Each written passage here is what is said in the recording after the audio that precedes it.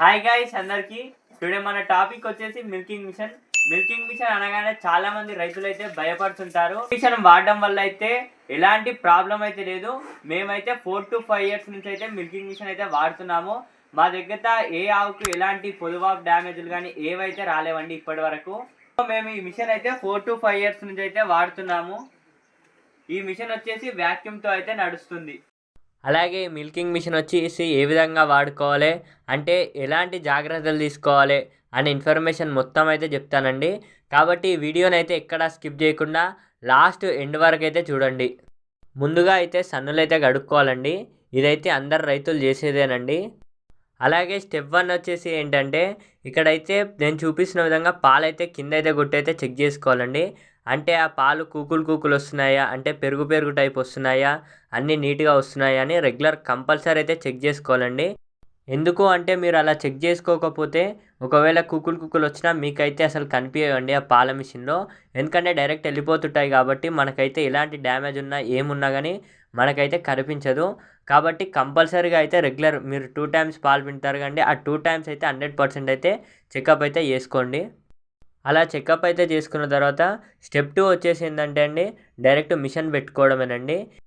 ఇదిగోండి నేనైతే ఇక్కడైతే బటన్ అయితే చూపిస్తున్నాను కండి. ఆ బటన్ అయితే లోపలికి అయితే ప్రెస్ చేసి ఇలా లాక్ చేసుకోవాలి.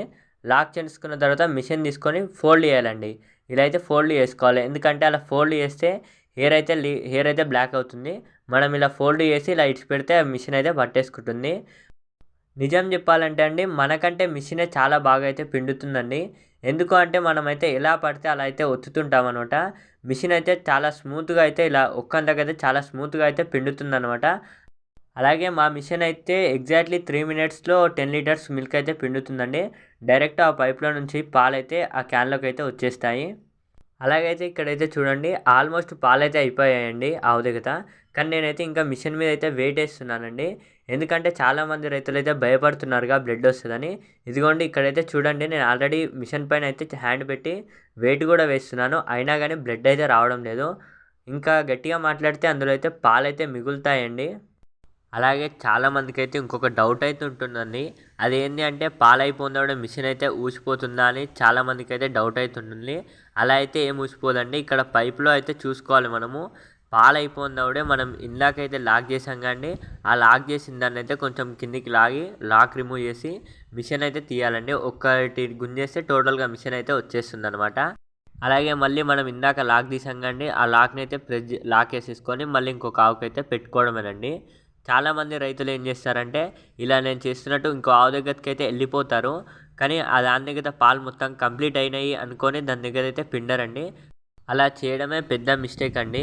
చాలామంది రైతులకైతే ఇక్కడ పాలైపోయాయి కదా అనుకొని ఇక మళ్ళీ దాని దగ్గరికి అయితే వెళ్ళరు. కనీసం చెకప్ కూడా చేసుకోరండి. కాబట్టే చాలామంది ఈ సురుకులు పిండకపోవడం వల్లే పొదువాపులు రావడం కానీ సన్నులు డ్యామేజ్ కావడం కానీ అయితే జరుగుతుందండి.